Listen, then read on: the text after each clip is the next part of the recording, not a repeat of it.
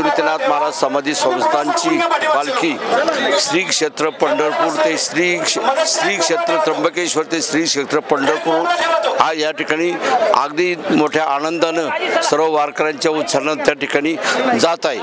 आणि हा तातली ह्या गावी हा रिंगण सोहळा संपन्न होत असताना खऱ्या अर्थानं एक अलौकिक आणि वारकऱ्यांच्या दृष्टीतून हा रिंगण सोहळा एक आत्मा एक सर्वांना प्रोत्साहन देणारा असा आहे। या ठिकाणी घोडा दौड करीत असेल, त्याचप्रमाणे टाळकरी, माळकरी, झेंडेकरी, तुळशीवाल्या महिला सर्व या ठिकाणी आनंद भोगतात।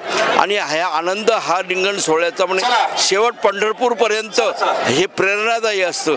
आणि या रिंगण सोहळ्याचे 3 जिल्ह्यामध्ये 3 ठिकाणी रिंगण सोहळा आहे आणि त्या रिंगण सोहळ्याचा सर्व वारकरी उत्सुकतेने परिसरातले लोकही उत्सुकतेने असतील। आज दातली येथे सर्व या ठिकाणी परिसरातून कमीत कमी 1 लाख वारकरी या ठिकाणी जमा झालेली आहे।